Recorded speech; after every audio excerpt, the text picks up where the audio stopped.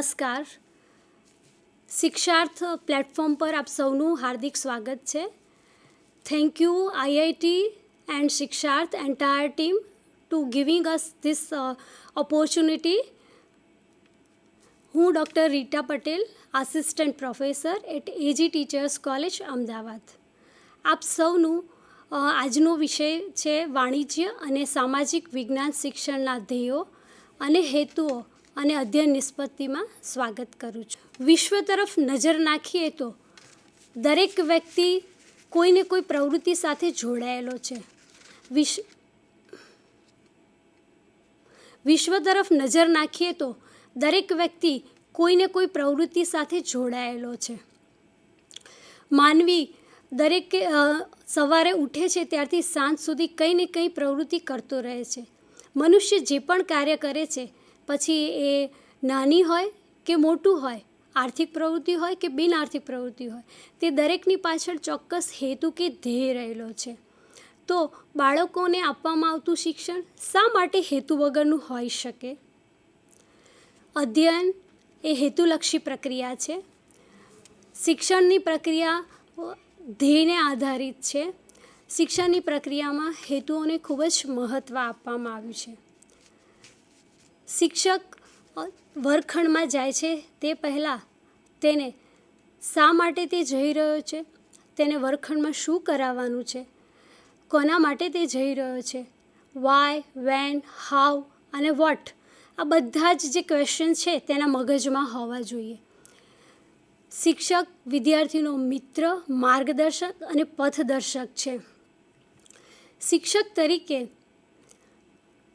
જે તે વિષય શીખવતા પહેલાં એ વિષયના સામાન્ય હેતુઓ, તે વિષયના ધ્યેયો, તે વિષયના સામાન્ય હેતુઓ, તે વિષયના વિશિષ્ટ હેતુઓ અને તે વિષયની અધ્યયન નિષ્પત્તિઓ એટલે કે વિદ્યાર્થીના અપેક્ષિત વર્તન પરિવર્તનો શું હોઈ શકે તે અંગેની માહિતી અથવા તો તે અંગે તે વાકેફ હોવો જોઈએ. તો આજે આપણે આવી જ રીતે વાણિજ્ય અને સામાજિક વિજ્ઞાન શિક્ષણના ધ્યેયો, હેતુઓ અને અધ્યયન નિષ્પત્તિ વિશે ચર્ચા કરીશું. શિક્ષણના ધ્યેયો. શિક્ષણનું એક મુખ્ય ધ્યેય છે સા વિદ્યા યા વિમુક્તય, મુક્તિ અપાવે તે શિક્ષણ, એવું પહેલાંના જમાનામાં કહેવામાં આવ્યું છે. શિક્ષણની પ્રક્રિયા, સમગ્ર જે પ્રક્રિયા છે અધ્યયન અધ્યાપન પ્રક્રિયા, તેનો એક આશય છે કે એની પાછળ અથવા તો એનો ચોક્કસ એક ધ્યેય છે કે એના દ્વારા આપણે શું મેળવી શકીએ છીએ અને એક પૂર્ણ જે શિક્ષણ પ્રક્રિયા છે એના દ્વારા જે આપણને સિદ્ધ થાય છે તે છે શિક્ષણના ધ્યેયો. પ્રાથમિક કક્ષાથી લઈ અને સંપૂર્ણ જીવન દરમિયાન જે આપણે વિષય વસ્તુનું અધ્યાપન કરીએ છીએ અથવા તો હાયર લેવલ સુધીનું જે અધ્યાપન કાર્ય કરીએ છીએ તેના દ્વારા ચોક્કસ શિક્ષણના ધ્યેયો પ્રાપ્ત થાય છે. શિક્ષણના ધ્યેયો ખૂબ જ લાંબા ગાળાના અથવા તો આજીવન ચાલનાર ધ્યેયો છે. તો આવા જ કેટલાક શિક્ષણના ધ્યેયોની આજે આપણે ચર્ચા કરીશું. અને શિક્ષણના ધ્યેયો શું છે તે સૌથી પહેલાં આપણે સમજીશું. ધ્યેયની સંકલ્પના. ધ્યેયને આપણે એમ્સ અથવા તો ગોલ પણ કહી શકીએ છીએ. ધ્યેયનો અર્થ થાય છે પ્રવૃત્તિનું અંતિમ લક્ષ્ય. આપણી શિક્ષણની સમગ્ર પ્રક્રિયાને અંતે જે સિદ્ધ કરવા માંગીએ છીએ તે શિક્ષણનું ધ્યેય છે કે લક્ષ્ય છે એમ કહી શકાય છે. જે અધ્યયન અધ્યાપનની પ્રક્રિયા કરવામાં આવે છે શિક્ષક અને વિદ્યાર્થી વચ્ચે, એનું અંતિમ લક્ષ્ય શું છે અથવા તો આપણે શું સાબિત કરવા માંગીએ છીએ તે શિક્ષણનું ધ્યેય છે. શિક્ષણ જે વિશાળ અને લાંબા ગાળાના પરિણામને શોધે છે તેને શૈક્ષણિક ધ્યેયો તરીકે ઓળખવામાં આવે છે. શૈક્ષણિક ધ્યેયોને મર્યાદામાં બાંધી શકાય નહીં. એ ખૂબ જ વિશાળ અને વ્યાપક છે. ખૂબ જ સમગ્ર શિક્ષણ કાળ દરમિયાન અથવા તો સમગ્ર શિક્ષણ પ્રક્રિયામાં સાથે એ સંકળાયેલા છે. એટલે આમ કહીએ તો આજીવન ચાલનાર પ્રક્રિયા છે શિક્ષણના ધ્યેયો. બધા જ વિષય વસ્તુ અથવા તો બધા જ અભ્યાસક્રમો સાથે એ સંકળાયેલા છે શિક્ષણના ધ્યેયો. જે તે વિષય વસ્તુ સાથે અલગ અલગ પ્રકારના ધ્યેયો એની સાથે જોડાયેલા છે. શિક્ષણના ધ્યેયોની જે આપણે વ્યાખ્યા કે અર્થ જો એના પરથી આપણે એવું કહી શકીએ કે શિક્ષણના ધ્યેયો વિશાળ છે. એની કોઈ સીમાંકન અથવા તો એને મર્યાદામાં બાંધી શકાય તેવા નથી. આ જે ધ્યેયો છે તે લાંબે ગાળે સિદ્ધ થઈ શકે છે. ટૂંકા ગાળામાં ધ્યેયોને સિદ્ધ કરવાની વિચારણા પણ અશક્ય છે. ધ્યેયોને સિદ્ધ કરવા માટે ખૂબ લાંબો સમયની જરૂરિયાત પડે છે.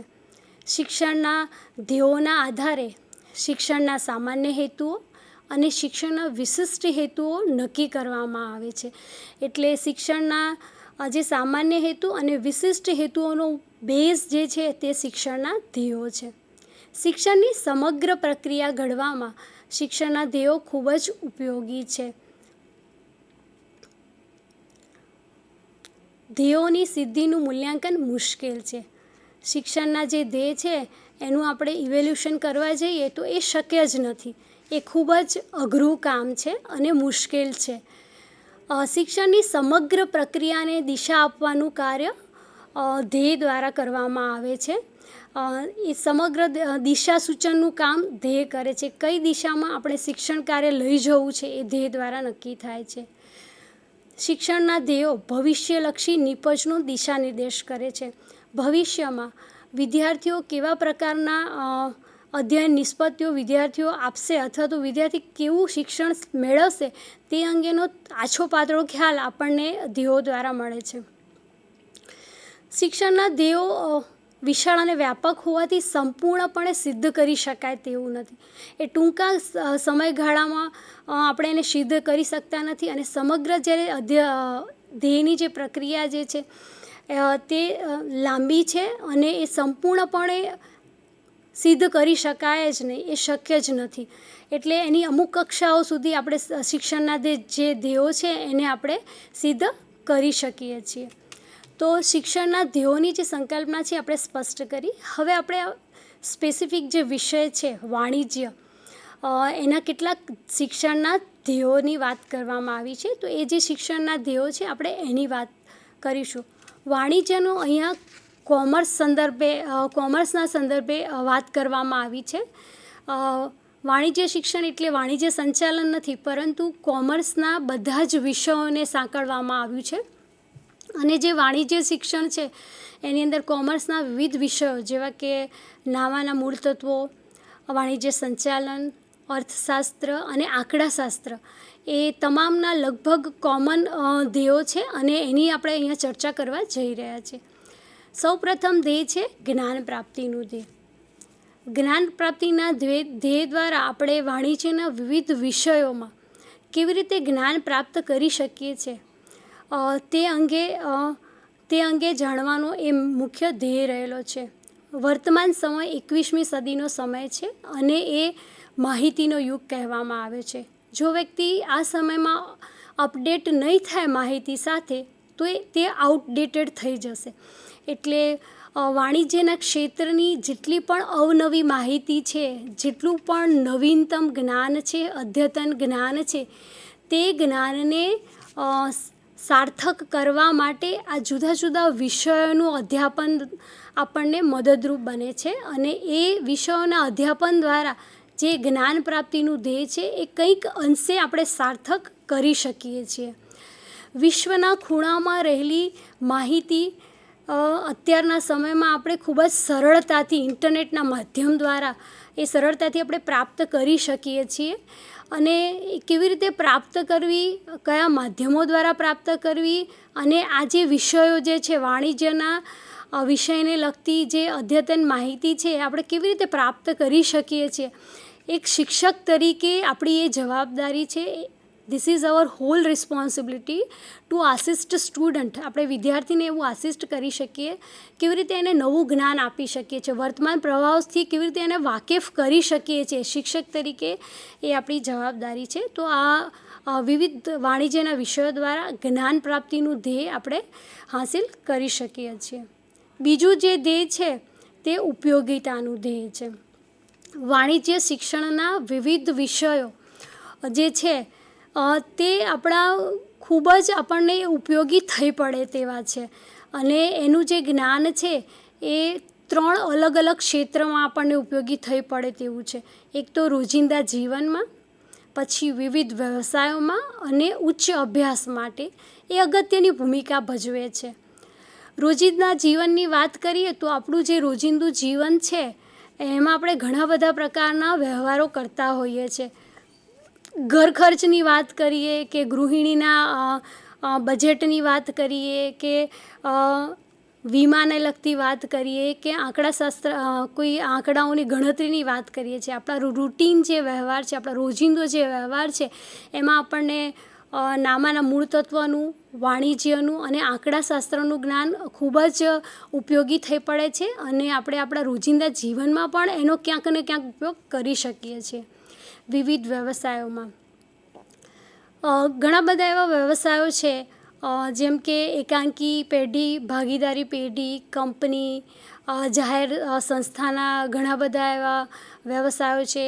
હોટલ મેનેજમેન્ટ છે કે મેનેજમેન્ટ અને સંચાલન સાથે જોડાયેલા ઘણા બધા એવા વ્યવસાયો છે કે જેમાં આ વાણિજ્યના વિષયનું જ્ઞાન ખૂબ જ સિંહસ્થ ફાળો આપે છે અને એ જ્ઞાનનો ઉપયોગ કરી અને એ વ્યવસાયને ઉચ્ચ કક્ષા સુધી આપણે પહોંચાડી શકીએ છીએ.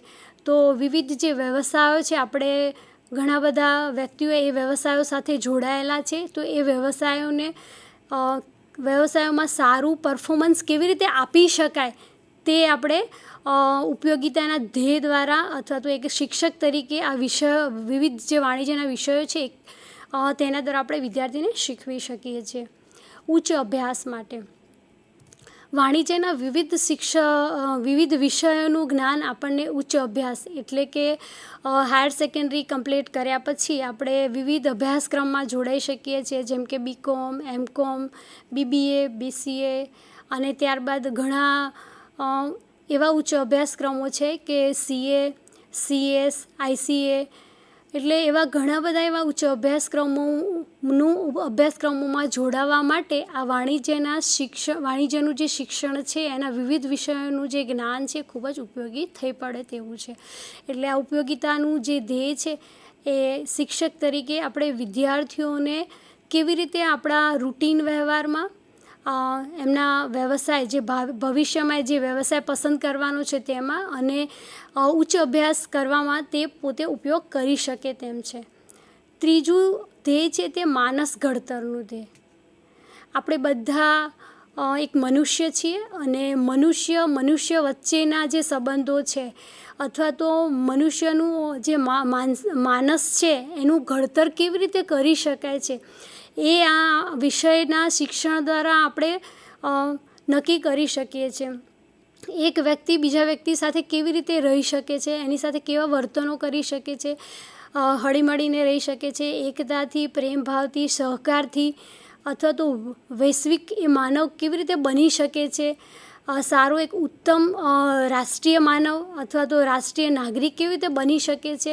આવી જે માનસિક જે બાબતો છે તે માનસિક બાબતોનું ઘડતર કરી શકાય છે. હવે માનસિક બાબતોની સાથે માનસ ઘડતરની વાત છે તો એની સાથે માનસિક શક્તિઓ પણ સંકળાયેલી છે. આ વાણિજ્યના વિવિધ વિષયો, નામાના મૂળ તત્વો, વાણિજ્ય સંચાલન, આંકડાશાસ્ત્ર અને અર્થશાસ્ત્ર દ્વારા વિદ્યાર્થીઓની અંદર કેટલીક માનસિક શક્તિઓનો વિકાસ પણ કરી શકાય છે. કલ્પના શક્તિ, સ્મરણ શક્તિ, તર્ક શક્તિ, ગાણિતિક શક્તિઓનો વિકાસ કરી શકાય છે અને તેના દ્વારા તેનું ઘડતર છે મનુષ્ય વ્યક્તિ તરીકેનું સારું અને ઉત્કૃષ્ટ કોટીનું ઘડતર એ કરી શકે છે. એટલે માનસ ઘડતરનું ધ્યેય વાણિજ્યના શિક્ષણ દ્વારા ચોક્કસ રીતે સાર્થક કરી શકાય છે. ત્યાર પછી ચોથા નંબરનું જે ધ્યેય છે તે રાષ્ટ્રીય ચરિત્રના નિર્માણનું ધ્યેય. રાષ્ટ્રીય ચારિત્ર્ય નિર્માણ ભારતના એક ભાવિ નાગરિક તરીકે ઉત્તમ નાગરિક કેવી રીતે વિદ્યાર્થી બની શકે, પોતાના રાષ્ટ્રપ્રેમ, પોતાના દેશ પ્રત્યેનો પ્રેમ, પોતાના રાષ્ટ્રની જે આવક છે અથવા રાષ્ટ્રના જે મૂલ્યો છે એનામાં કેવી રીતે વિકસાવી શકાય, એક સારો નાગરિક બની અને પોતાના રાષ્ટ્રની આન બાન અને શાન વિશે એ ગૌરવાન્વિત થાય અથવા તો એનું ગૌરવ અનુભવે તે અંગેનું નિર્માણ તેનામાં આપણે આ વિષયોના શિક્ષણ દ્વારા કરાવી શકીએ છીએ. વિદ્યાર્થીઓને રાષ્ટ્રીય આવક, GDP, NDP, રાષ્ટ્રીય આવકના ખ્યાલો, રાષ્ટ્રની આર્થિક પરિસ્થિતિ, કેટલીક સમસ્યાઓ વિશેથી એને વાકેફ કરીને જે વાણિજ્યના વિવિધ વિષયો છે એ વિષયો ક્યાંક ને ક્યાંક આ રાષ્ટ્રીય બાબતોને લગતી રાષ્ટ્રને લગતી બાબતો સાથે જોડાયેલા છે. તો વિદ્યાર્થી ઉત્તમ નાગરિક બને અને એમનામાં રાષ્ટ્રપ્રેમ અને વિવિધતામાં એકતા સાધીને કેવી રીતે એ રાષ્ટ્રને ઉજાગર બનાવી શકે તે અંગેનું ધ્યેય આપણે તેમનામાં શિક્ષક તરીકે સાર્થક કરાવી શકાય છે. ત્યાર પછી આંતરરાષ્ટ્રીય સમજના વિકાસનું ધ્યેય. વાણિજ્ય શિક્ષણના એવા કેટલાક વિષયો જે છે એમાં ખાસ કરીને વાણિજ્ય અને અર્થશાસ્ત્રની અંદર કેટલાક એવા એકમો છે કે જેના દ્વારા આપણે આંતરરાષ્ટ્રીય સમજ એમનામાં વિકસાવી શકાય છે. દેશ વચ્ચે અને દેશ અને વિદેશ વચ્ચેના વેપારો, આંતરરાષ્ટ્રીય એટલે સંબંધો કેવી રીતે વિકસાવી શકાય છે. વસુધૈવ કુટુંબકમની ભાવના કે વિશ્વ એક કુટુંબ છે, બધા રાષ્ટ્ર વચ્ચેનો સહકાર, સંભાવ કેવી રીતે વધારી શકાય છે એ આપણે આના દ્વારા શીખી શકીએ છીએ. તેમાં કેટલાક યુનેસ્કો અને વિશ્વ બેંક જેવા ઉદાહરણો પણ છે કે એના દ્વારા આપણે આંતરરાષ્ટ્રીય સમજ એમનામાં ડેવલપ કરી શકીએ છીએ કે એક દેશ આત્મનિર્ભર નથી પણ અમુક વખતે કેટલીક એવી બાબતો છે કે જેના માટે તે બીજા દેશ પર પણ તે આધાર રાખે છે. તો આ જે આધાર રાખવા માટેના જે પરિબળો છે વિદ્યાર્થીમાં આપણે કેવી રીતે ડેવલપ કરી શકીએ છીએ. તો વાણિજ્યના એવા કેટલાક વિષયોનું શિક્ષણ દ્વારા આપણે એનામાં સૂઝ ડેવલપ શિક્ષક તરીકે એનામાં આ જે ધ્યેય જે છે આંતરરાષ્ટ્રીય સમજનું એ ચોક્કસપણે વિકસાવી શકીએ છીએ. હવે આવે છે સામાજિક વિજ્ઞાન શિક્ષણના ધ્યેયો. સામાજિક વિજ્ઞાનની અંદર ઘણા બધા પાર્ટ પડે છે. એમાં આવે છે ઇતિહાસ, નાગરિકશાસ્ત્ર, અર્થશાસ્ત્ર અને ભૂગોળ. તો સામાજિક વિજ્ઞાનના શિક્ષણના જે ધ્યેયો છે તે ધ્યેયો દ્વારા આપણે વિદ્યાર્થીઓમાં સૌથી પ્રથમ ધ્યેય છે સામાજિક વિજ્ઞાનનું, તે છે સાંસ્કૃતિક અને વારસાના વિકાસનું ધ્યેય. વિદ્યાર્થીઓમાં સામાજિક વિજ્ઞાનનું જ્ઞાન અથવા તો એ વિષયનું જ્ઞાન આપણે એમને આપીએ તો એના એવા કેટલાક એકમો દ્વારા કેટલાક પેટા એકમો દ્વારા સાંસ્કૃતિક વારસો શું છે, તે વારસાની જાળવણી કેવી રીતે કરી શકાય છે, સાંસ્કૃતિક વારસા પ્રત્યેનું ગૌરવ કેવી રીતે વધારી શકાય છે તે અંગેનું માહિતી આપણે તેને આપી શકીએ છીએ, તે અંગેની પ્રવૃત્તિઓ કરાવી શકીએ છીએ. અને સાંસ્કૃતિક વારસાની જાળવણી તે કેવી રીતે ભવિષ્યમાં પણ કરી શકશે અને ભાવિ પેઢીને સાંસ્કૃતિક વારસાનું જે હસ્તાંતરણ છે તે કેવી રીતે તે કરી શકશે તે અંગેનું ધ્યેય આપણે શિક્ષક તરીકે વિદ્યાર્થીને સાર્થક કરાવી શકીએ છીએ. ભારત ડાયવર્સ કન્ટ્રી છે એટલે એમાં ઘણી બધી પ્રકારની સંસ્કૃતિઓ, ઘણી બધી પ્રકારની સંસ્કૃતિના લોકો પણ વસે છે અને આપણી સંસ્કૃતિ અતુલ્ય અને અમોલ છે. આ જે આપણી સંસ્કૃતિ છે આપણને જે વારસામાં મળી છે એનું જાળવણી કેવી રીતે કરી શકાય છે એ સામાજિક વિજ્ઞાનના ઇતિહાસ દ્વારા આપણે એને સમજાવી શકીએ છીએ. અને નાગરિક દ્વારા કેવી રીતે ઉત્તમ નાગરિક બનીને એની જાળવણી કરી શકાય છે તેનો ખ્યાલ આપણે આપી શકીએ છીએ. બીજું ધ્યેય છે માનવ સમજની ખીલવણીનું ધ્યેય. મનુષ્ય એક સામાજિક પ્રાણી છે. મનુષ્ય સમાજની સાથે જોડાયેલો છે.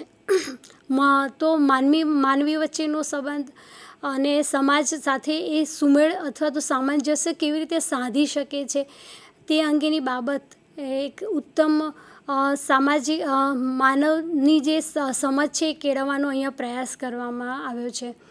મનુષ્ય એક સારો નાગરિક કેવી રીતે બની શકે અને એના સમાજનો વિકાસ કેવી રીતે કરી શકે છે અથવા તો એનું જે માનસ છે એનું વ્યક્તિત્વ જે છે તેને આદર્શ અને કેવી રીતે બનાવી શકે છે તેનો ખ્યાલ ઇતિહાસ દ્વારા આપણે એને વિવિધ સંસ્કૃતિઓ કે વિવિધ ઘટનાઓ કે ઐતિહાસિક પ્રસંગો દર્શાવીને આપણે એને સમજાવી શકીએ છીએ અને એ જે ઐતિહાસિક પ્રસંગો કે ઘટનાઓ છે એનું વર્તમાન સમયમાં કેટલું ઉપયોગી છે અને કેવી રીતે એનામાં આપણે એનામાં કેવી રીતે એ સમજી શકે છે તે અંગેનો કોન્સેપ્ટ આપણે એને સમજાવી શકીએ છીએ. તો માનવ સમાજ એને બીજા વ્યક્તિ પ્રત્યેની અથવા તો બીજા દેશ પ્રત્યેની કે રાષ્ટ્રમાં કેવી રીતે એકબીજા સાથે હળીમળીને રહી શકાય છે, અન્ય વ્યક્તિનો કેવી રીતે આદર કરી શકાય છે, એ અંગેની સમજ એનામાં માનવ સમાજની ખીલવણીના ધ્યેય દ્વારા આપણે વિકસાવી શકીએ છીએ. ત્રીજું ધ્યેય છે રાષ્ટ્રીય વિકાસનું ધ્યેય. રાષ્ટ્રનો વિકાસ કેવી રીતે કરી શકાય છે તે વિવિધ વિભાગો જે છે સામાજિક વિજ્ઞાનની અંદર એમાં ઘણા બધા એવા એકમો છે કે જેમાં આપણે રાષ્ટ્રનો વિકાસ કરવો હોય તો એને આર્થિક જે બાબતો છે, રાષ્ટ્રીય અર્થતંત્ર છે, રાષ્ટ્રીય આવક છે કે રાષ્ટ્રીય જે મૂલ્યો છે એ વિદ્યાર્થીમાં કેવી રીતે આમેજ કરાવી શકાય અથવા તો એને કેવી રીતે એના તરફ દોરી જઈ શકાય છે તે અંગે રાષ્ટ્રીય મૂલ્યોનો વિકાસ આપણે કેવી રીતે કરી શકીએ, રાષ્ટ્ર ભાવના કેવી રીતે વિકસાવી શકીએ છીએ, રાષ્ટ્રપ્રેમ વિકસાવવા માટે એવા ઘણા બધા ક્રાંતિકારીઓના ઉદાહરણો પણ સામાજિક વિજ્ઞાન દ્વારા આપણે એને આપી શકીએ છીએ.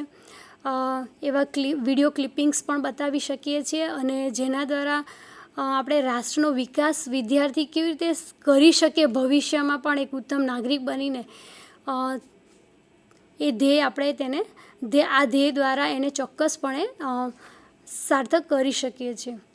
ચોથી બાબત છે આંતરરાષ્ટ્રીય સમજનો વિકાસ. આંતરરાષ્ટ્રીય દેશ અને વિદેશ વચ્ચેના જે સંબંધો છે, આંતરરાષ્ટ્રીય વેપારની જે વાતો છે કે વિશ્વ એક કુટુંબ છે એટલે આપણે એ વિશ્વના દરેક દેશો સાથે આપણે કેવા પ્રકારનો વ્યવહાર કરવો જોઈએ, કેવી રીતે એની સાથે રહેવું જોઈએ, અઘરી અથવા કઠિન પરિસ્થિતિમાં આપણે એક દેશ બીજા દેશની કેવી રીતે મદદ કરી શકે છે તે આપણે આંતરરાષ્ટ્રીય જે સમજનો ધ્યેય છે એના દ્વારા વિદ્યાર્થીઓમાં ચરિતાર્થ કરાવી શકીએ છીએ. એટલે આંતરરાષ્ટ્રીય વેપાર કે આંતરરાષ્ટ્રીય જે અવલંબન છે એક દેશનું બીજા દેશ પ્રત્યે અને બીજા દેશનું એક દેશ પ્રત્યે, તો એની સમજ આપણે વિદ્યાર્થીઓમાં સામાજિક વિજ્ઞાનના વિવિધ વિભાગો દ્વારા એને સમજાવી શકીએ છીએ. પાંચમું ઉત્તમ નાગરિકનું ધ્યેય. વિદ્યાર્થી દેશનો, રાષ્ટ્રનો કે વિશ્વનો ઉત્તમ નાગરિક બની શકે એ માટે તેનામાં કેટલાક મૂલ્યો વિકસાવવા ખૂબ જ જરૂરી છે. એક આદર્શ નાગરિક બને તે માટે સામાજિક વિજ્ઞાનમાં સરસ નાગરિક નામનો એક વિભાગ પણ છે, નાગરિક શાસ્ત્ર. તો એની અંદર આપણે એને લોકશાહી વિશેનું જ્ઞાન આપી શકીએ છીએ અને નાગરિકની કેવી ફરજો હોય, કેવી જવાબદારીઓ હોય છે તે અંગેનું જ્ઞાનથી એને પરિચય મેળવી શકીએ છીએ.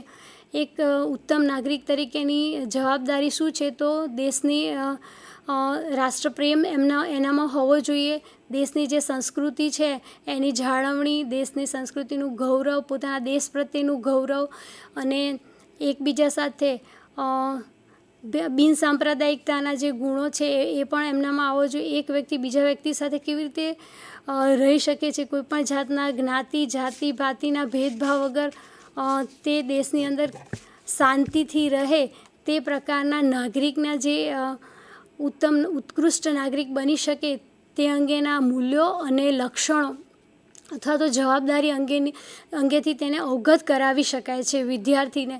જો આવું જ્ઞાન આપવામાં આવશે તો ચોક્કસથી ભવિષ્યમાં એ ઉત્કૃષ્ટ નાગરિક બની શકશે. તો આ જે ધ્યેય છે એ પણ સામાજિક વિજ્ઞાનના વિષયો દ્વારા આપણે સાર્થક કરાવી શકાય છે. છઠ્ઠો જે ધ્યેય છે તે માનસિક ઘડતરનું ધ્યેય.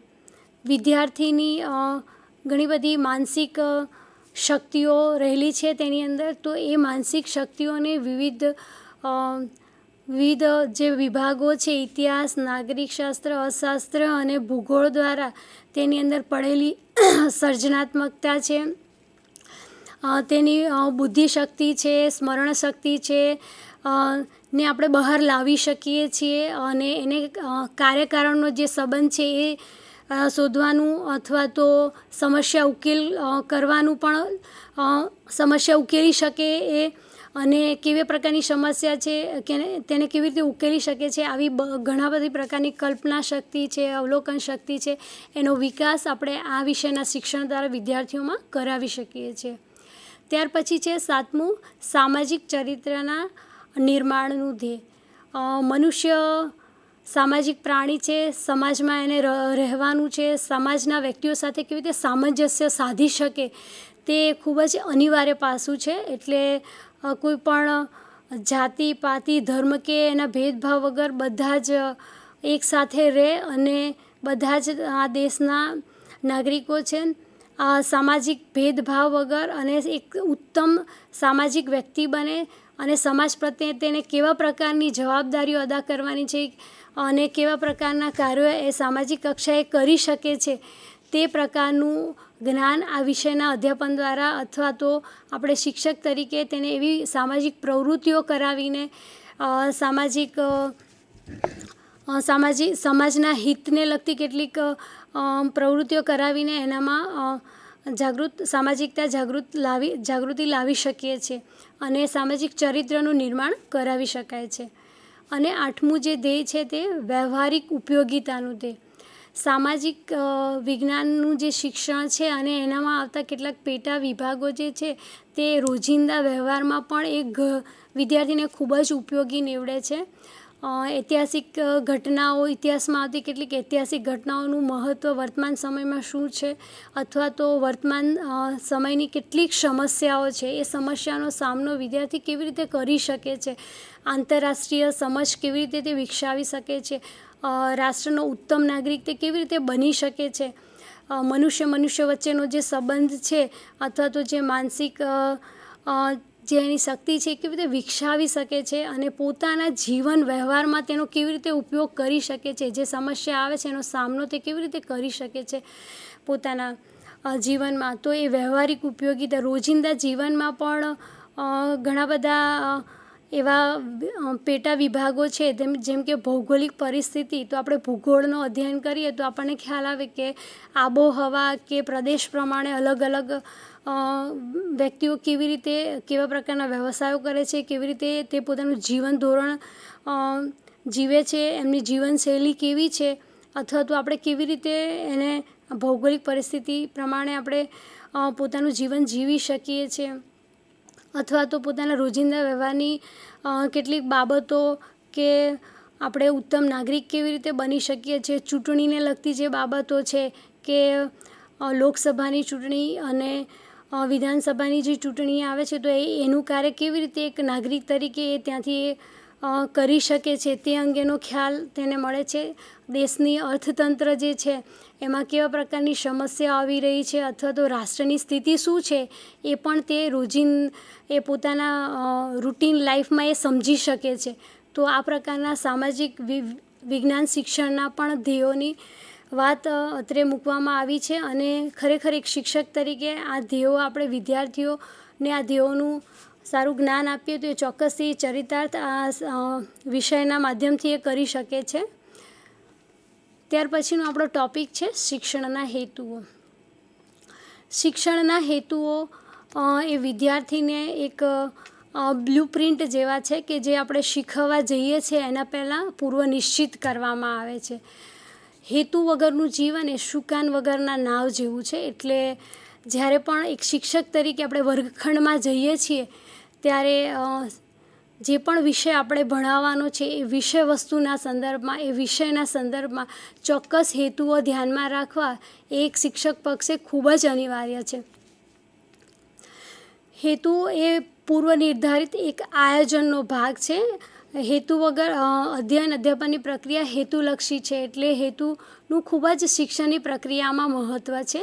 તો આવી જ રીતે વાણિજ્ય અને સામાજિક વિજ્ઞાન શિક્ષણના પણ કેટલાક હેતુઓ છે. તો હેતુ શું છે તેની સંકલ્પના આપણે પહેલાં સમજીશું. શૈક્ષણિક હેતુઓ એ વિદ્યાર્થીની પ્રગતિ વિષયક પૂર્વ નિર્ધારિત અધ્યયન નિષ્પત્તિઓ છે. જ્હોન લુન્ડના મત મુજબ એમને બહુ જ સરસ વ્યાખ્યા આપી છે હેતુઓની. વિદ્યાર્થીઓ અધ્યયન અનુભવોના પરિણામ સ્વરૂપે શું પ્રાપ્ત કરશે તે દર્શાવતું વિધાન એટલે હેતુઓ. શિક્ષક દ્વારા જે અધ્યાપનની પ્રક્રિયા કરવામાં આવે છે અને એના દ્વારા એને શું મળશે તે જાણવું તે હેતુનું કાર્ય છે. An objective is an intent communication by a statement describing a process, proposed change in a learner. અધ્યયન કરનાર વ્યક્તિમાં કેવા પ્રકારના પરિવર્તનો આવશે તે હેતુઓ દ્વારા નક્કી કરવામાં આવે છે.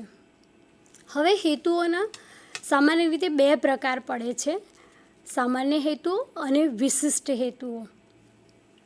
સામાન્ય હેતુઓ એ શિક્ષણ પ્રક્રિયાના લાંબા ગાળાના હેતુઓ છે જે લાંબે ગાળે એ સાર્થક થાય છે. વિશિષ્ટ હેતુઓ એ શિક્ષણને વિષય વસ્તુને શીખવવા માટેના સ્પેસિફિક હેતુઓ છે, કોઈ એકમ શીખવવા માટેના હેતુઓ છે. જનરલી એ ટૂંકા ગાળે આપણે એને સિદ્ધ કરી શકીએ છીએ. સામાન્ય હેતુ એ કોઈ પણ વિષય માટે જનરલી બધા જ વિષયો માટે એક સરખા હોય છે અને હેતુઓના ક્ષેત્રમાં ડૉક્ટર બેન્જામિન બ્લૂમની જે ટેક્સોનોમી છે એ ખૂબ જ ઉપયોગી છે અને એને જ્ઞાનાત્મક, ભાવાત્મક અને ક્રિયાત્મક ક્ષેત્રમાં હેતુઓને વર્ગીકૃત કર્યા છે અને એના અનુસંધાનમાં આપણે સામાન્ય હેતુઓ અને વિશિષ્ટ હેતુઓની જનરલી રચના કરતા હોઈએ છીએ. સામાન્ય હેતુઓ ઓલ ઓવર જે વિગત છે આપણે એને દર્શાવવાનો પ્રયત્ન કરીએ છીએ કે શિક્ષણની જે પ્રક્રિયા છે એ અનેક તાસના અંતે અને અનેક વિષયોના અધ્યયનના અંતે એ સિદ્ધ થાય છે. જ્યારે વિશિષ્ટ જે હેતુઓ છે કોઈ એક ચોક્કસ તાસના અંતે, કોઈ એક ચોક્કસ વિષય વસ્તુના અધ્યાપનના અંતે એ આપણે સિદ્ધ કરી શકીએ છીએ. તો આપણે અહીંયા સામાન્ય હેતુઓની વાત કરીશું. સામાજિક વિજ્ઞાન અને વાણિજ્ય જે વિષય છે એના સામાન્ય હેતુઓ વિશે આપણે અહીંયા વાત કરવાના છીએ. તો હેતુઓ કઈ બાબતો સાથે સંકળાયેલા છે અથવા તો એના કેવા લક્ષણો હોઈ શકે તેની થોડીક વાત કરીએ. ભાવાત્મક પાસાનો વિકાસ જ્ઞાનાત્મક પાસાનો વિકાસ થવો જોઈએ. વિદ્યાર્થીના જે જ્ઞાન, સમજ, ઉપયોજન જે છે એનો વિકાસ થાય એ હેતુનો મુખ્ય આશય છે. બીજું જે પાસું છે તે ભાવાત્મક પાસું છે. વિદ્યાર્થીની અંદર ભાવાત્મક પાસાનો વિકાસ થાય તે સામાન્ય હેતુઓનો ઉદ્દેશ રહેલો છે અને તેની ક્રિયાત્મક પાસું, વિદ્યાર્થીનું ક્રિયાત્મક પાસાને વધારે સબળ બનાવવાનો પણ સામાન્ય હેતુનો એક ઉદ્દેશ રહેલો છે. સામાન્ય હેતુઓ વ્યાપક છે એટલે ટૂંકા ગાળે સાર્થક કરી શકાય કે સિદ્ધ કરી શકાય તેવા હોતા નથી. સામાન્ય હેતુઓ સિદ્ધ કરવા માટે વધારે સમય લાગે છે. વિષયના સમગ્ર અભ્યાસક્રમને આધારે નક્કી થાય છે. સામાન્ય હેતુઓ કોઈપણ જે વિષય છે એના આખા અભ્યાસક્રમને ધ્યાનમાં રાખીને એને નક્કી કરવામાં આવે છે અને તે લાંબા ગાળે સિદ્ધ થાય છે. કોઈ એક તાસ કે કોઈ એક વિષય વસ્તુમાં સિદ્ધ થઈ શકતા નથી, પરંતુ અનેક તાસ એટલે કે આખી જે શિક્ષણની પ્રક્રિયા છે જે તે વિષય શીખવવાની તેના અંતે એ સિદ્ધ કરી શકાય છે. જનરલી જે વાણિજ્ય અને સામાજિક વિજ્ઞાન શિક્ષણના જે હેતુઓ છે એને 6 વિભાગમાં વિભાજિત કરી શકાય છે. જે સામાન્ય હેતુઓની જે વાત કરીએ છીએ તે એમાં સૌથી પહેલો જે હેતુ છે તે જ્ઞાનનો હેતુ, ત્યાર પછી આવે છે સમજનો હેતુ, ઉપયોજનનો હેતુ, કૌશલ્યનો હેતુ, રસ અને વલણનો હેતુ. ભાષાના વિષયોને છોડીને બાકીના બધા જ વિષયોમાં જનરલી આ સામાન્ય હેતુઓ એક સરખા જ હોય છે. ભાષાના જે વિષયો છે એમાં થોડુંક વેરિએશન એમાં જોવા મળે છે. હવે જે આજે આપણા અહીંયા જે સામાન્ય હેતુઓની જે વાત કરી છે એ સામાન્ય હેતુઓમાં આપણે હવે એને ક્રમશઃ ઉદાહરણ દ્વારા સમજીશું કે વાણિજ્ય અને સામાજિક વિજ્ઞાનની અંદર સામાન્ય જે હેતુઓ છે, જ્ઞાનનો હેતુ, તો એના એક એક ઉદાહરણો આપણે જોઈશું કે એને હેતુઓની રચના કેવી રીતે કરી શકાય છે.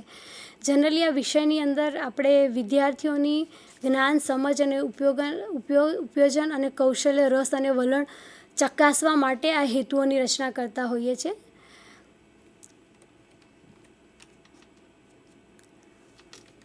પહેલું આપણે લઈએ કે જ્ઞાનનો હેતુ, એટલે આપણે એને નોલેજનો હેતુ, એટલે જ્ઞાન પ્રાપ્તિનો હેતુ જે છે તેના ઉદાહરણ છે. અહીંયા 2 ઉદાહરણો મેં આપ્યા છે કે આપણે કેવી રીતે એની રચના કરી શકીએ છીએ. વિદ્યાર્થીઓ વાણિજ્યના જુદા જુદા વિષયનું જ્ઞાન મેળવે. અહીં જુદા જુદા વિષય એટલે કે વિદ્યાર્થીઓ નામાના મૂળ તત્વના વિષયનું જ્ઞાન મેળવે. વિદ્યાર્થીઓ વાણિજ્ય સંચાલન વિષયનું જ્ઞાન મેળવે. વિદ્યાર્થીઓ અર્થશાસ્ત્ર અને આંકડાશાસ્ત્રના વિષયનું જ્ઞાન મેળવે. એ રીતે આપણે આ સામાન્ય જે જ્ઞાનનો હેતુ છે એની રચના આપણે આવી રીતે કરી શકીએ છીએ. તેવી જ રીતે સામાજિક વિજ્ઞાનમાં વિદ્યાર્થીઓ સામાજિક વિજ્ઞાન વિષયનું જ્ઞાન મેળવે. આ જ્ઞાન પ્રાપ્તિના હેતુ દ્વારા વિદ્યાર્થી સામાજિક વિજ્ઞાનનો જે વિષય છે એનું જ્ઞાન મેળવવાનો પ્રયત્ન કરે છે. બીજો જે હેતુ છે બીજો સામાન્ય હેતુ તે છે તે સમજ, અન્ડરસ્ટેન્ડિંગ. વિદ્યાર્થીને જે જ્ઞાન આપવામાં આવ્યું છે તેના સંદર્ભમાં તે કેટલું સમજ્યો છે તે ચકાસવાનો આ હેતુ છે, તે છે સમજનો હેતુ. વિદ્યાર્થી વાણિજ્યના વિવિધ વિષયના જ્ઞાનની સમજ કેળવે. જે જ્ઞાન તેને મેળવ્યું છે તેને કેવી રીતે એ સમજી શકે છે તે અહીંયા ઉદાહરણ દ્વારા સમજાવવામાં આવ્યું છે કે વિદ્યાર્થી નામાના મૂળ તત્વ વિષયનું જે જ્ઞાન છે તેની સમજ કેળવે. વિદ્યાર્થી વાણિજ્ય સંચાલન વિષયના જ્ઞાનની સમજ કેળવે. વિદ્યાર્થી આંકડાશાસ્ત્રના વિષયના જ્ઞાનની સમજ કેળવે. તેવી જ રીતે વિદ્યાર્થી જે પ્રાપ્ત સામાજિક વિજ્ઞાનનું જ્ઞાન છે તેની સમજ કેળવે. જે જ્ઞાન એને આપવામાં આવ્યું છે, વિવિધ સિદ્ધાંતો, સંદર્ભો કે વિષયવસ્તુના સંદર્ભમાં જે જ્ઞાન પ્રાપ્ત આપવામાં આવ્યું છે તેની સમજ તે કેળવશે આ હેતુ દ્વારા. ત્રીજો છે સામાન્ય હેતુ, ઉપયોજનનો હેતુ, એપ્લિકેશન. વિદ્યાર્થીઓ વાણિજ્યના વિષયના જ્ઞાનના વ્યવહારુ ઉપયોગની ક્ષમતા કેળવે. વાણિજ્યનો જે વિષય છે એને જ્ઞાન પ્રાપ્ત કર્યું છે ત્યાર પછી એ સમજે છે અને પછી તેને પોતાના વ્યવહારમાંથી કેવી રીતે ઉપયોગ કરી શકે છે તે ચકાસવા માટેનો આ હેતુ છે ઉપયોજનનો. વિદ્યાર્થી નામાના મૂળ તત્વ વિષયનો વ્યવહારમાં કેવી રીતે ઉપયોગ કરે છે તે જાણવાનો હેતુ છે. વિદ્યાર્થી વાણિજ્ય સંચાલનના જ્ઞાનનો કેવી રીતે તે ઉપયોગ કરે છે. વિદ્યાર્થી આંકડાશાસ્ત્રના જ્ઞાનનો કેવી રીતે ઉપયોગ કરે છે. વિદ્યાર્થી અર્થશાસ્ત્રના જ્ઞાનનો કેવી રીતે ઉપયોગ કરે છે તે ચકાસવાનો હેતુ છે.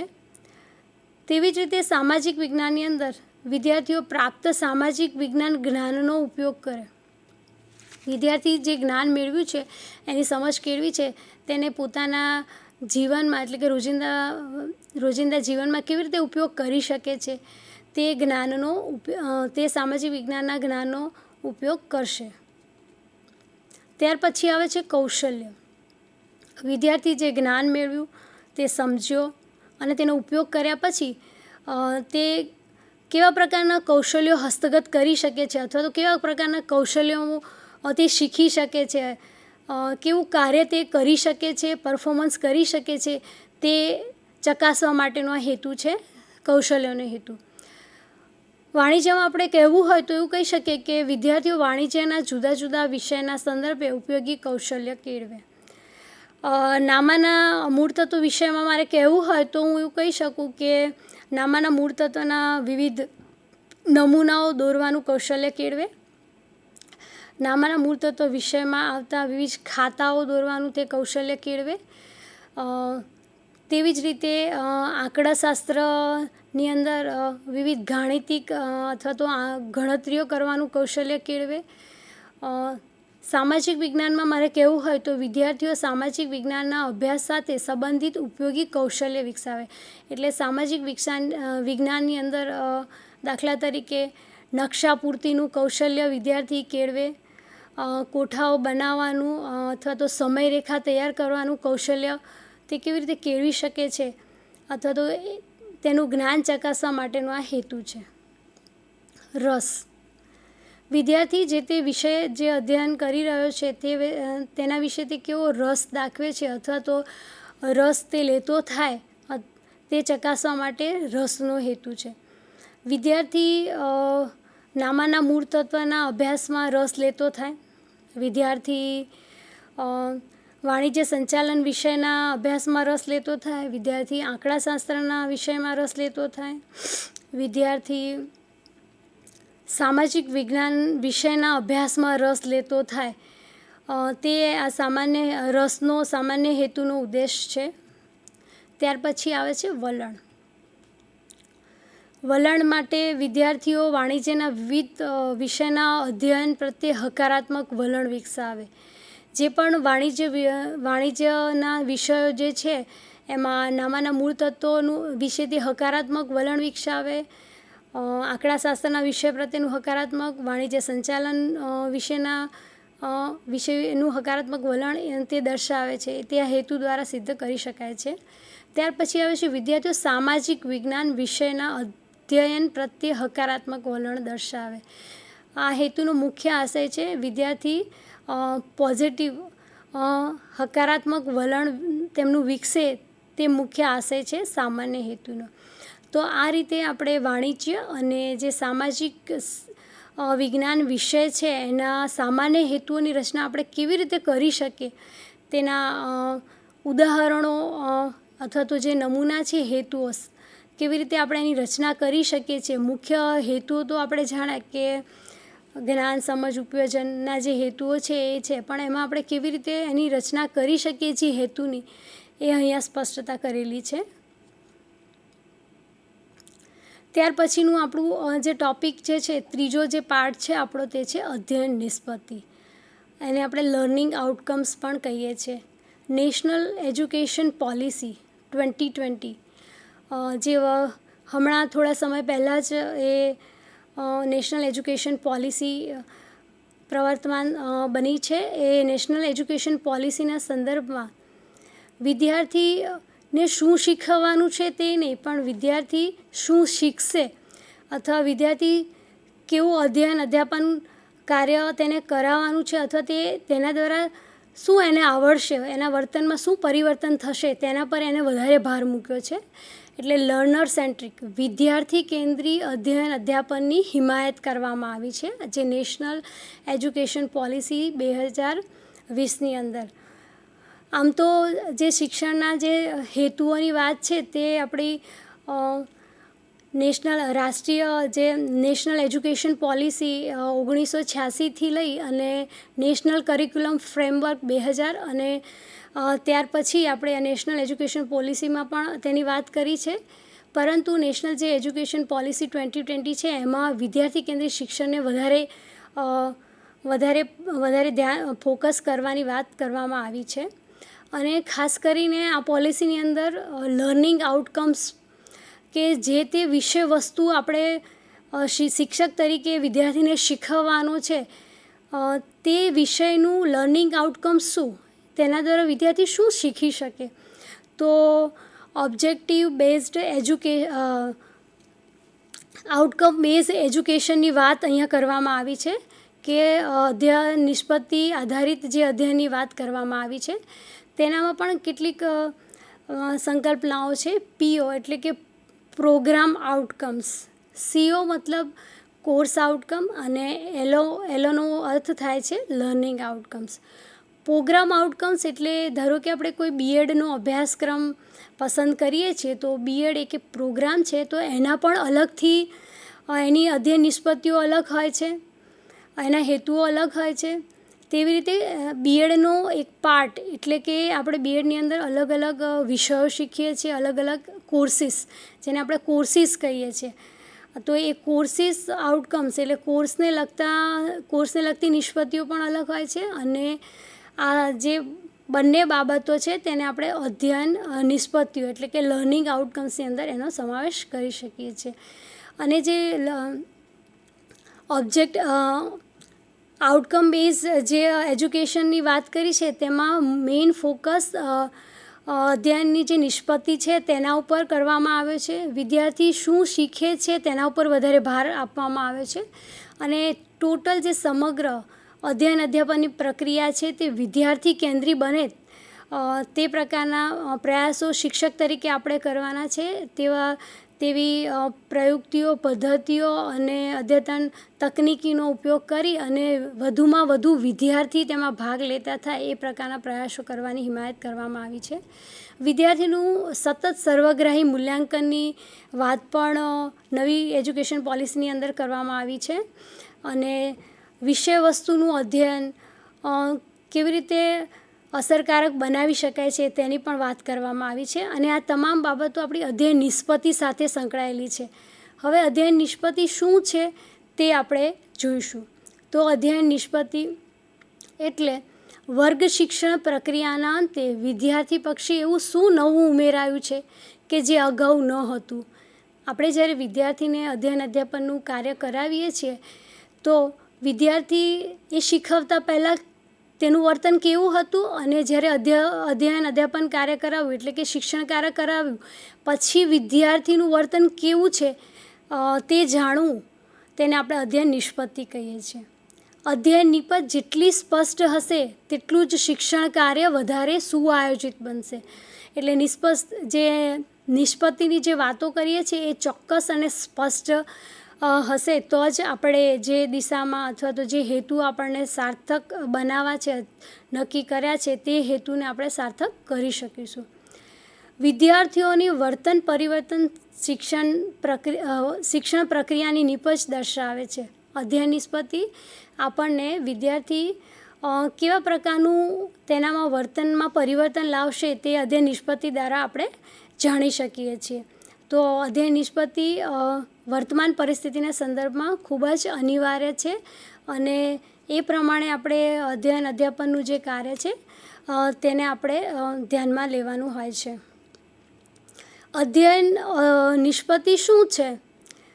તે શૈક્ષણિક પ્રક્રિયા નથી પરંતુ શિક્ષણનું ઇચ્છનીય પરિણામ છે. અધ્યયનનું વિષયવસ્તુ નથી પરંતુ તે પરિણામ છે. શિક્ષણની પદ્ધતિ નથી પરંતુ વિદ્યાર્થીનું અપેક્ષિત વર્તન છે. શિક્ષક વર્ગખંડમાં જે કંઈ કરે છે તે નથી પરંતુ શિક્ષણ લીધા પછી વિદ્યાર્થી જે કંઈ કરે છે તે છે. એટલે ઇન શોર્ટ આપણે અધ્યયન નિષ્પત્તિ કહેવું હોય તો એવું કહી શકીએ કે અધ્યયન નિષ્પત્તિ એ પરિણામ છે, વિદ્યાર્થીનું વર્તન પરિવર્તન છે અને એ વર્ગખંડ પૂર્ણ થયા પછી એ વિદ્યાર્થીમાં જે વર્તનમાં જે બદલાવ આવે છે તેનું પરિણામ છે. તેને આપણે અધ્યયન નિષ્પત્તિ કહી શકીએ છીએ. હવે કોઈ પણ વિષય કે વિષય વસ્તુ માટે આપણે જ્યારે અધ્યયન નિષ્પત્તિઓની રચના કરતા હોઈએ તો કેટલીક વર્તનની એની ક્રિયાપદો જે છે અથવા તો વિશેષણો છે એના વર્તનમાં જે પરિવર્તન લાવનાર કેટલાક શબ્દો જે છે અથવા તો જે ક્રિયાપદો છે તે ધ્યાનમાં રાખવા ખૂબ જ જરૂરી છે. અને એવા કેટલાક ક્રિયાપદોની યાદી મેં અહીંયા રજૂ કરી છે. તો એ ક્રિયાપદોનો ઉપયોગ કરીને કોઈપણ શિક્ષક અધ્યયન જે નિષ્પત્તિ છે એની રચના એ કોઈપણ વિષય માટે કરી શકે છે. અને આ જે અધ્યયન નિષ્પત્તિની જ્યારે રચના કરીએ છીએ ત્યારે આપણે એના સામાન્ય હેતુઓ અને વિશિષ્ટ જે હેતુઓ છે એને ધ્યાનમાં રાખીને તેની રચના કરવાની હોય છે. અને અધ્યયન નિષ્પત્તિઓને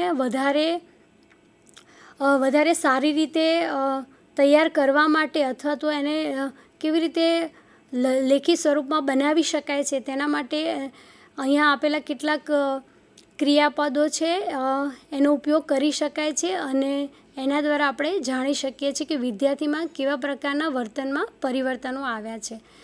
તો જ્ઞાન જે હેતુ છે, જ્ઞાનને સંબંધિત હેતુ છે એટલે જ્ઞાનને લગતા કેટલાક ક્રિયાપદો છે જે અધ્યયન નિષ્પત્તિ જ્યારે આપણે રચના કરીએ છીએ તો એના જે વાક્યની જે આપણે રચના કરીએ એની અંદર એ શબ્દોનો ઉપયોગ થાય તે ખૂબ જ જરૂરી છે. તો જ્ઞાનના એવા કેટલાક ક્રિયાપદો છે તેમાં છે યાદ કરે, વર્ણન કરે, યાદી બનાવે, નિદર્શન કરે, નકલ કરે, ઓળખે, જાણશે, આપે, રૂપરેખા આપે, જણાવે, પછી દર્શાવે છે વગેરે બાબતો જેવા જે ક્રિયાપદો છે તેનું વિદ્યાર્થીનું જ્ઞાન ચકાસવા માટેની અધ્યયન નિષ્પત્તિ તરીકે ઉપયોગ કરી શકાય છે. ત્યાર પછી આવે છે સમજ ચકાસવા માટેના કેટલાક ક્રિયાપદો. વિદ્યાર્થી ઉદાહરણ આપે, વિદ્યાર્થી રૂપાંતર કરે, વિદ્યાર્થી સામાન્યીકરણ કરી શકે, વિદ્યાર્થી ભેદ સ્પષ્ટ કરી શકે, વિદ્યાર્થી વર્ગીકરણ કરી શકે, વિદ્યાર્થી તુલના કરી શકે છે, તફાવત આપી શકે છે, કારણો દર્શાવી શકે છે, આકૃતિને ઓળખી શકે છે, ચિત્રોને ઓળખી શકે છે. તો આ બધા જે ક્રિયાપદો અથવા તો જે શબ્દ આવે છે એનું આપણે ત્યાં સમજ માટેનો જે હેતુ છે ચકાસવા માટેનો ઉપયોગ કરવામાં આવે છે. ઉપયોગ માટે ઉકેલ મેળવે, ચકાસણી કરે, ગણતરી કરે, અજમાયશ કરે, પસંદગી કરે, અનુમાન બાંધે, રજૂ કરે, અર્થઘટન કરે વગેરે જેવા ઉપયોગ માટેના ક્રિયાપદો છે તેનો ઉપયોગ કરી શકાય છે. ત્યારબાદ આવે છે કૌશલ્ય. કૌશલ્ય માટેના કેટલાક ક્રિયાપદો છે. વિગતો દર્શાવે, આકૃતિ દોરે, આલેખો દોરે, સમયરેખા દોરે, ચિત્રો દોરે, અહેવાલો દોરે, કોઠાઓ દોરે, નમૂનાઓ દોરે, પછી નાટ્યીકરણ કરી શકે, સંવાદ કરી શકે છે વગેરે જેવા ક્રિયાપદોનો જ્યારે આપણે વાક્યમાં ઉપયોગ કરીએ છીએ તો ત્યારે એ કયા પ્રકારના હેતુ એના દ્વારા સિદ્ધ કરી શકાય છે અધ્યયન નિષ્પત્તિ દ્વારા આપણે નક્કી કરી શકીએ છીએ. હવે અહીંયા કેટલાક મેં ઉદાહરણો રજૂ કર્યા છે. વાણિજ્યના જે શિક્ષણની અધ્યયન નિષ્પત્તિઓ છે એમાં આપણે જે શિક્ષણની જે પ્રક્રિયા શિક્ષક દ્વારા કરવામાં આવે છે વર્ગખંડની અંદર, તો તેના કેટલાક ઉદાહરણો છે. એમાં શૈક્ષણિક પ્રક્રિયા પણ દર્શાવી છે અને તેની સામે તેની અધ્યયન નિષ્પત્તિઓ પણ છે. એમાંથી પહેલી છે આપેલી માહિતીના આધારે નોંધો અને પત્રકોના નમૂના બતાવે.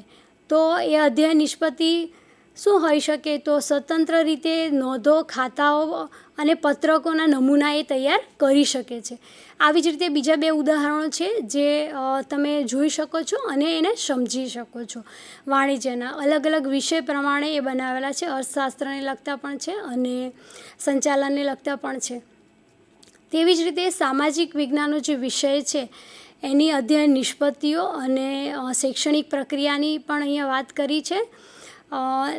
અહીં 3 આપેલા છે, એમાંથી હું એકની અહીંયા રજૂઆત કરું છું કે ભારતના પ્રાપ્ય વિવિધ કુદરતી જે ખનિજો છે તેની માહિતી પૂરી પાડવી, પ્રાપ્ય ખનિજોની માહિતી નકશામાં દર્શાવી. તો હવે વિદ્યાર્થી અધ્યયન નિષ્પત્તિ સ્વરૂપે શું કરી શકે છે? તો અગત્યના કુદરતી ખનિજોનું તે વર્ગીકરણ કરી શકે, વર્ગીકરણ દર્શાવી શકે છે. દાખલા તરીકે કોલસો અને ખનિજ તેલના જે કેન્દ્રો છે તેને દુનિયાના નકશામાં તે દર્શાવી શકે છે. તો આવી જે બીજી બે પણ જે અહીંયા શૈક્ષણિક પ્રક્રિયા દર્શાવી છે એની સામે એની નિષ્પત્તિઓની પણ રજૂઆત કરી છે. એના ઉદાહરણો પણ મૂક્યા છે. એ તમે અહીંયા જોઈ શકો છો અને એને વાંચી શકો છો. તો આવી રીતે વાણિજ્ય અને સામાજિક વિજ્ઞાન શિક્ષણના ધ્યેયો, હેતુઓ અને નિષ્પત્તિઓની આપણે અહીંયા ચર્ચા કરી છે. તો હું એવી અપેક્ષા રાખું છું કે એ તમે સારી રીતે સમજ્યા છો અને એને કેવી રીતે એના જે ઉદાહરણો છે એની પણ આપણે અહીંયા ચર્ચા કરી છે. તો એ ચોક્કસથી તમારી અધ્યાપન પ્રક્રિયામાં એ ફળીભૂત બનશે, તમને ઉપયોગી બનશે એવી આશા રાખું છું. Thank you IIT, thank you Shiksharth for giving this wonderful opportunity, providing this platform to us. Thank you very much.